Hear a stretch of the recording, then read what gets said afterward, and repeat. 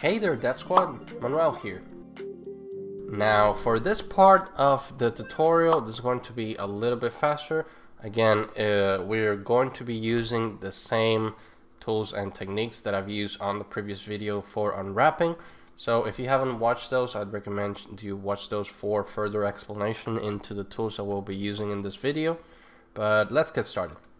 Now for this part, I'm going to remove symmetry. You're gonna see later on why this is going to make our lives a lot easier. And I'm going to detach this piece because it's going into our geometry here, and it's going to be easier to unwrap if they are detached. So I'm just going to detach it. I'm not gonna worry about the name later because they're pretty much going to be the same mesh, so the name doesn't matter too much right now. And we're going to give this one the same treatment that we give the top of the lamp. I'm just going to get rid of those mapped seams, and I'm going to create my own seams for now. So if I unhide everything, I know that my cuts usually would go around here. So we're going to do the same thing with this piece. And I'm just going to go and select that whole row all the way down. And actually I think it was this one that I did on the other lamp, so let's just select the whole thing.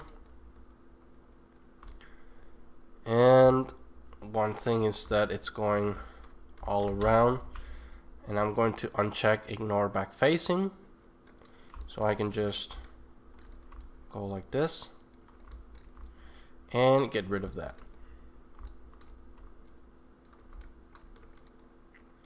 Just making sure that I'm not making cuts in places that I don't want to.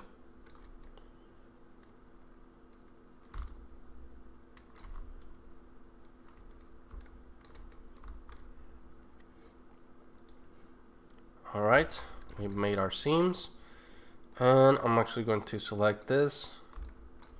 I'm going to hold shift. I'm sorry, I'm going to hold control just so I can go around all of these a little bit quicker. I'm going to convert those to a seam. I'm also going to take these .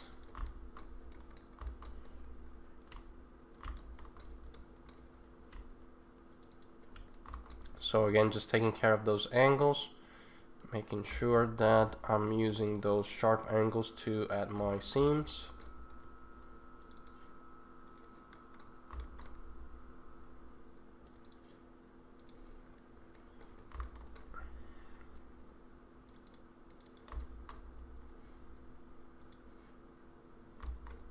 And actually on this one, let's add it here.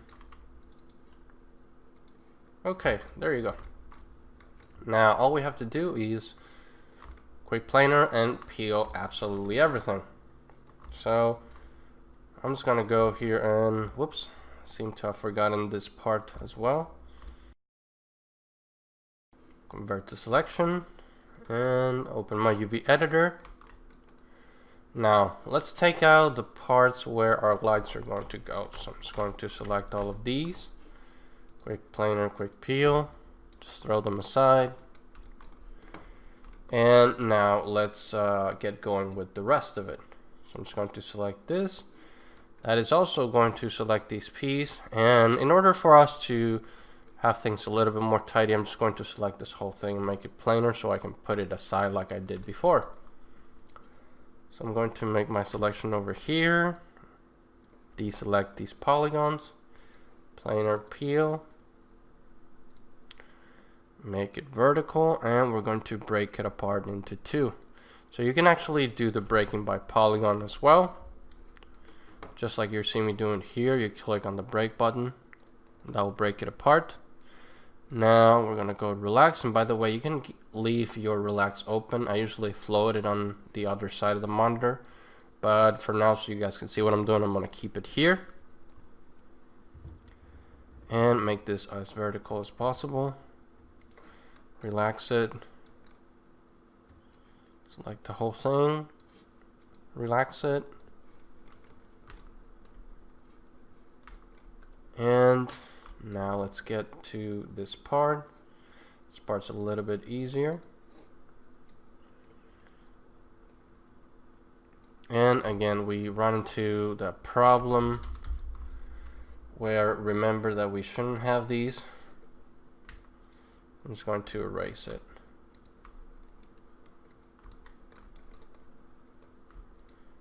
It was just easier to grab the whole row, but I forgot to deselect these. So we're good here, we're good here. Let's do it here as well.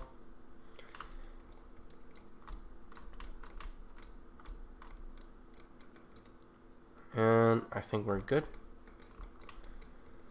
So I'm just going to select this whole thing.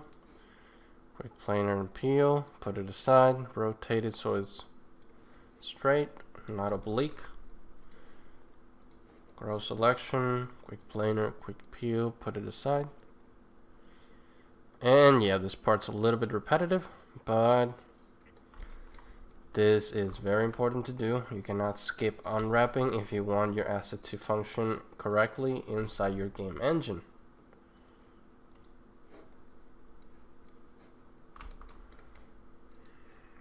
Okay, let me add my texture checker.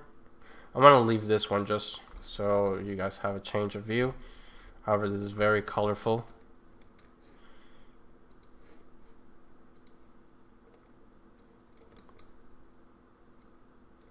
Okay, peel it off. Okay, let me see what part we have not. We did this, we need to do this strip. And let's break it apart in 2 pieces. I'm just gonna take it out and do my breaking by polygon. There you go, like that. I'm gonna take these 2 out of there. Let's select this. Planar peel. And as always on this piece, it does a good job. I'm just gonna relax it. And you can see from the letters and the squares that everything is looking fine.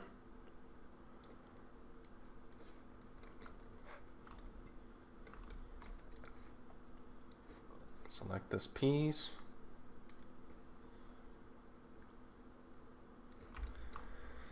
I'm just going to break this one in 2 pieces, just like I did before. So break here, select this piece, grab this, relax it, and now I need to make sure that there isn't any overlap.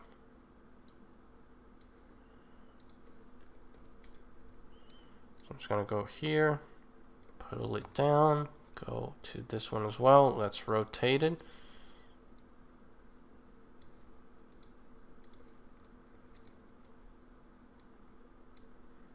Pull it down. Okay, always making sure that there isn't any overlap. And we don't have anything around here, so okay, we're good here. We need to unwrap this piece. I'm just gonna go around selecting all of these. Grow that selection, quick planar, quick peel, put it aside, and we still have some parts that we haven't unwrapped. So let's see. This is talking about this little piece right here, which apparently it didn't grab it. So I'm just going to do it again.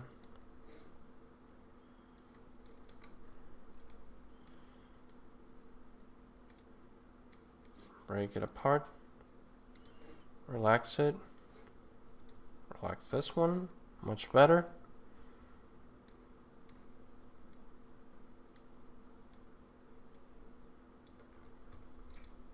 Okay, let's see what we're missing from this.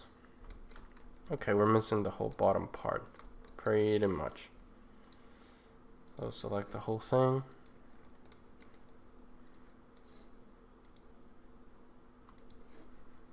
There you go. This is as good as it gets. To the next piece.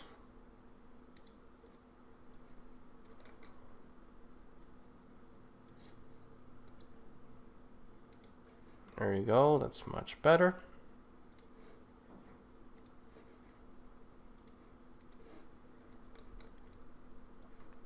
keep on going, and we are almost done. We just need the piece from the middle, and I'm just gonna check that there is no overlap over here. Everything is looking fine.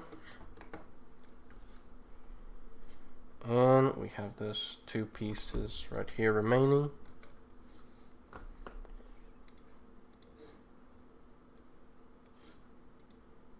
Okay, that piece is always completely straight.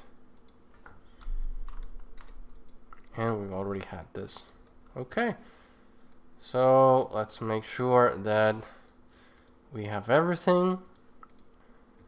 And we don't, so there's something over here that we haven't unwrapped yet. And this is one of the reasons why I don't like to use this colors, because it gets in the way of the seams. I just want you guys to have a little bit of a different visual, but it does get in the way of the seams, and you sometimes can't see what's what.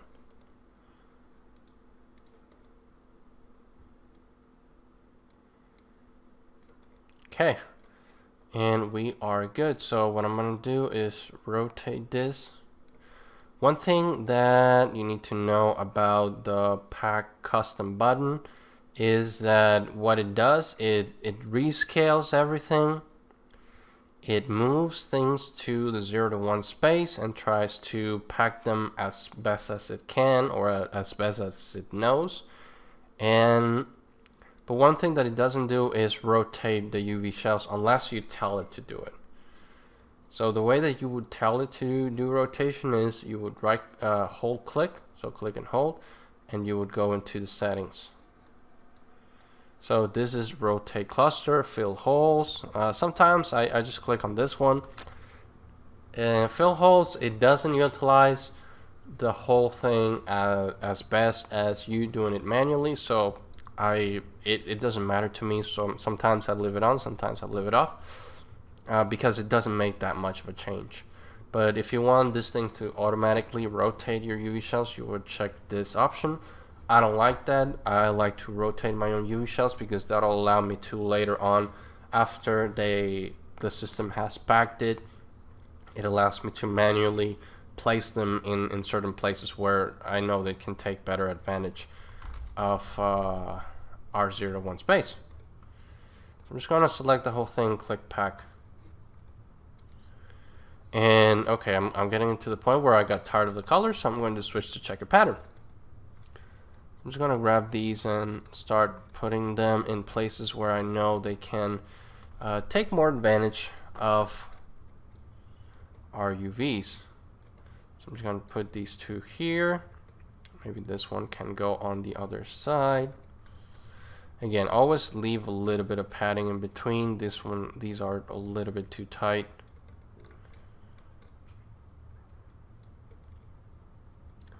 And I'm actually going to rotate this one a little bit more, so I can place it here.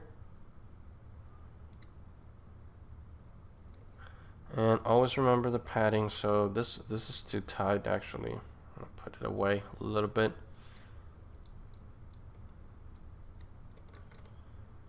Turn these around.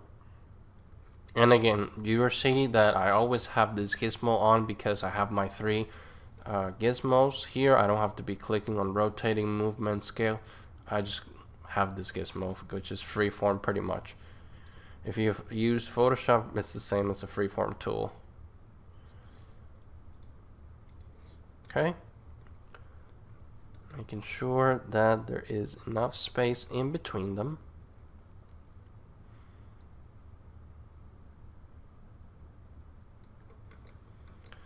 I'm going to grab this and I'm going to put them here. I'm going to put this a little bit higher, and always remember the padding. There you go. And these we can move it a little bit towards this side. And maybe move it a little bit up so it's not tight at the bottom. This little UV can actually go inside here. And I guess we're good with this part. So I'm just going to convert this down into an editable poly and call it a day. You can just leave the unwrap modifier if you want to. The other thing that we need to go is into this piece because everything needs to be unwrapped. So this one is very easy. We only have to do the caps first.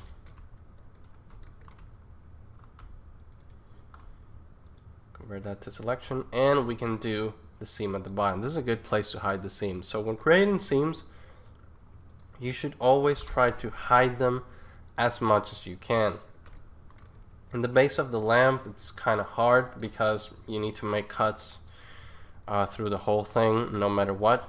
But in this case, we're just hiding it at the bottom, so it's a lot less visible. Now I'm going to open my UV editor, and I'm going to start unwrapping. So select around here, grow selection, quick planar, peel, aside.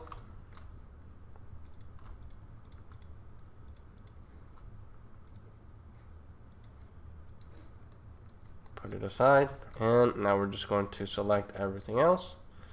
Quick planar and quick peel.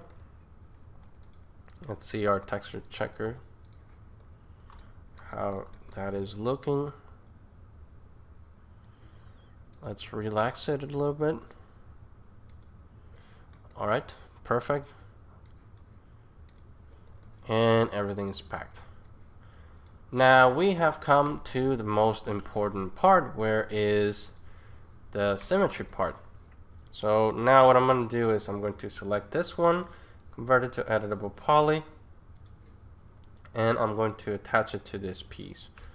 Now we're going to use symmetry just like we did when we were modeling. So add your symmetry modifier, should be under the modifier list. I'm actually going to do it with you over here. And make sure you grab your gizmo, not this one. This is not your gizmo, is the one that says mirror. And I'm going to push it all the way over here, and actually you can zero this out. And we have our symmetry. Now I convert this to editable poly, and I add an unwrap modifier. And you open your UV editor, and you're gonna see that nothing has changed. The reason, except for adding this little piece on the bottom.